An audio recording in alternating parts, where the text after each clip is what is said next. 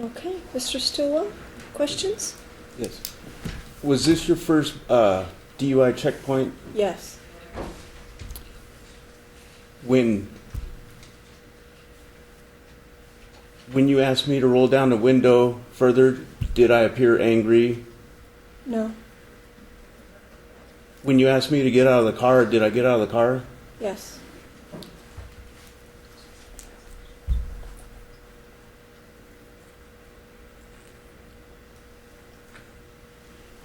Or when you asked me to, were you able to communicate with me with my window down partially? Yes. When I stepped out of the car, was I handcuffed? No.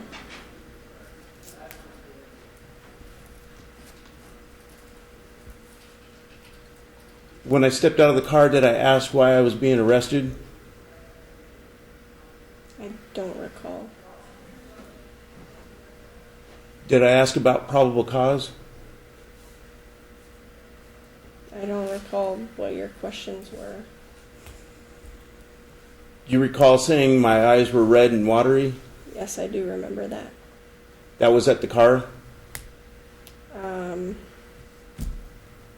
I'm unaware if I said it there or while we were talking during the fields area.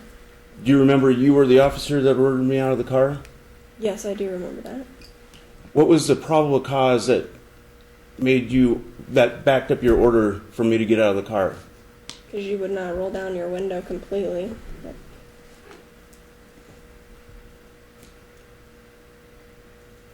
Are you aware of a law that requires me to roll down my window?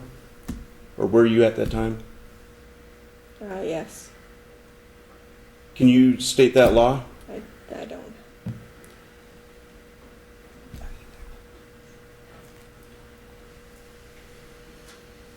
Are you aware of a law that says the window has to go down all the way? I believe that's what it states in the checkpoint law. Is that an NRS? I believe it is an NRS. And it specifically talks about the window? I am not exactly sure exactly how it reads. You said you drove my vehicle away from side on the street. That is correct. Is there a reason you didn't order me to pull into the parking lot? Because we don't do that.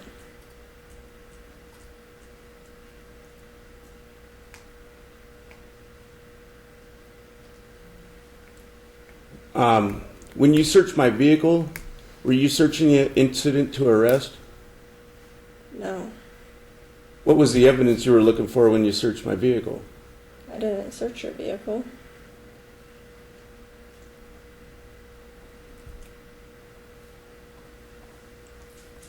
You didn't have the rear doors of my pickup open?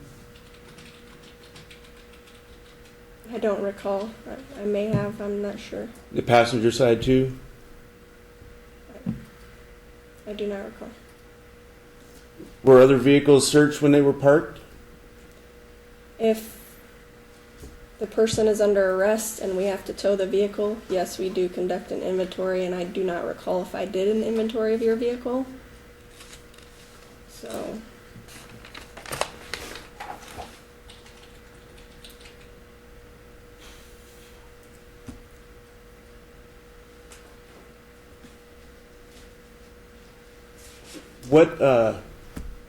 What test did you witness me not comply to with Trooper Bertner?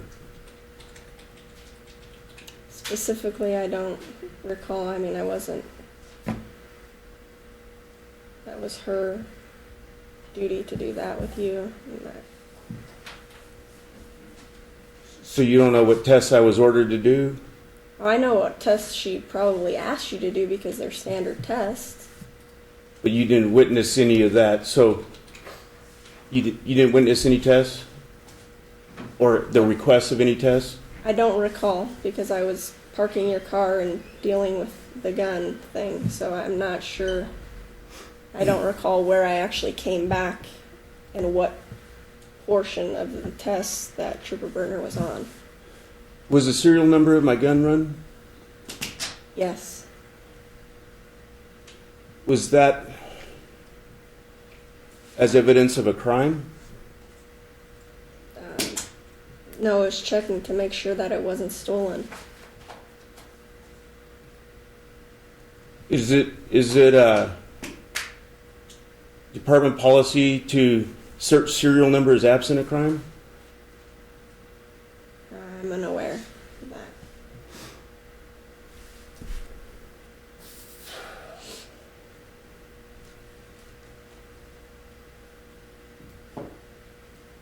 When I was released from the handcuffs, can you estimate about how long it was until I was written a citation? If I can. Have you ever seen a video of my arrest? I've seen portions of it.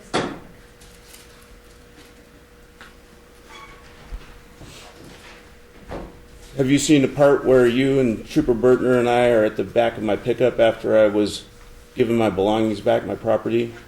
No, I only watched a few minutes of it.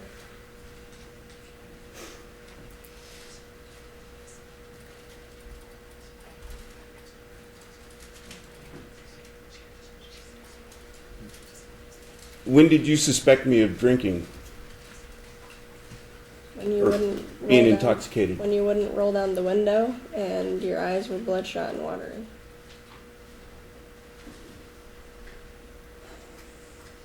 So you suspected me of drinking at the car? Yes.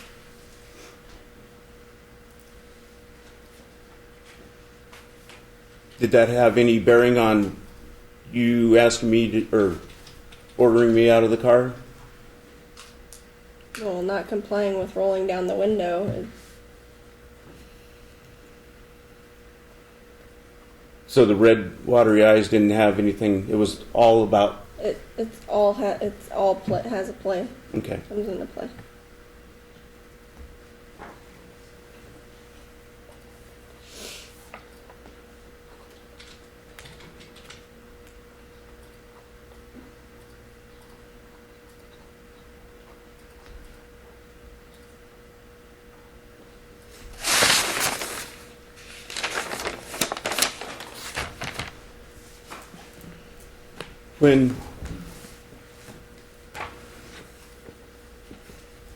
When you ordered me out of the car, you'd already seen my eyes were red and watery. Correct. So you were able to make an observation. Yes, I could see through your windows. Was the window actually in the way of our line of sight? Yeah, because I'm not that tall. Was the window tinted? I don't recall that.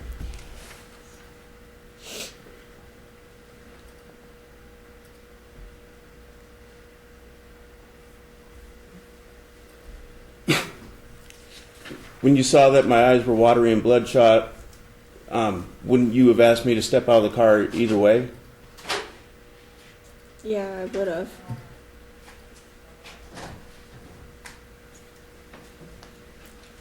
And when I stepped out, did I offer any resistance? No.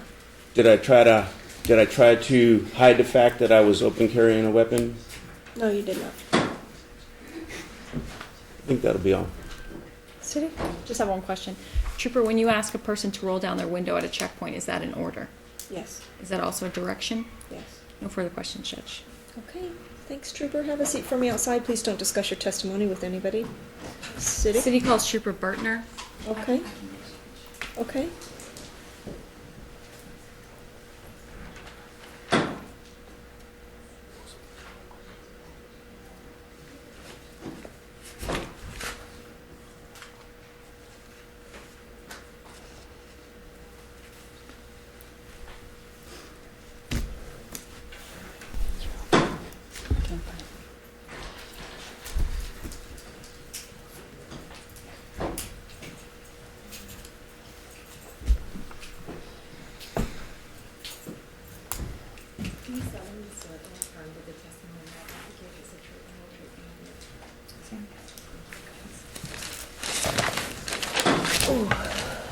Trooper Burtner, could you please state your name and spell your last for the record? Brittany Burtner, last of Burtner. And Trooper, who do you work for? Nevada Highway Patrol. How long have you been so employed? May will be 4 years. Were you working on February 5th, 2011? No, it should be February 6th. That's happened a couple times. Was that a day that a checkpoint was set up? Yes, ma'am. Did the checkpoint start the day prior? It was on Super Bowl Sunday. Would it surprise you to know that there's been testimony that it was actually set up on February 5th going into February 6th? Oh, it could possibly. I wasn't there until the 6th, though. Okay, you arrived on scene on the 6th. Yes, ma'am. What hours are you typically working at that time? To be honest with you, I don't remember what time the DUI checkpoint started. Was it early morning? No, ma'am. Okay. Did you write a report? Yes, ma'am. Okay. And was this checkpoint conducted at Cheyenne and Tenaya relatively? Yes, ma'am. Is that within the city of Las Vegas? Yes, ma'am. Did you have the opportunity to come into contact with a David Stillwell? Yes, ma'am. Did you see him in the courtroom today? Yes, ma'am. Okay. Could you please point to him and describe an article of clothing that he's wearing? Business suit with a yellow shirt and tie. Let the record reflect identification of the defendant. We will. Trooper, did you come into contact with Mr. Stillwell at the checkpoint? Yes, ma'am. Can you describe how you initially came into contact with him? Yes, ma'am. We were doing our DUI checkpoint. Each car would stop with a individual that was there, an officer. Trooper Lewis, or Trooper Brazenhan, came in contact first. I was in front of her to the side at a car that I was conducting with, and she asked for my assistance and another Metro's assistance officer to help us with the subject. So that's when I made contact with them. We brought him out of the vehicle. Let me stop you right there. Yes, ma'am. Do you know why you were brought over to get into contact with the defendant? Yes, ma'am. Why is that? He wouldn't comply with the DUI checkpoint by not rolling his window down. Okay. So at the time that you got to the window, could you see the defendant inside the car? Yes, ma'am. Was he eventually ordered out of the car? Yes, ma'am. Okay. Can you tell the court what happened from there? After he was ordered out of the vehicle, which he did, he complied with that. They gained control. What we noticed was that he had a gun on his waist that was open carry, which you're allowed to have. But due to our safety, what we did was went ahead and took control of his wrist, and I took I took the gun. And then I took possession of, or control of Mr. Stillwell, and Trooper Lewis then took possession of the gun. Okay. Did you make any initial observations of the defendant's demeanor? He did have bloodshot watery eyes. He did have the watery eyes, and that was that's a clue for under the intoxication possibly. He did state that he had his window down, that it's against his rights. He constantly said those against his violation of civil rights and everything. Okay. After you came into initial contact with him, did you move him to a different location? Yes, ma'am. And where was that? Onto the parking lot it was Cheyenne and Tenaya. We had a parking lot that was designated to do your field sobriety tests. We had the DUI van there. Other officers, we had the nurses to do the blood affidavits or the breath samples, any of that. So we would move them from the road. Metro officer or another officer that was close by would then remove the vehicle to that location, so they weren't in the vehicle driving it, obviously. And then we escorted them to the parking lot to conduct our field sobriety test.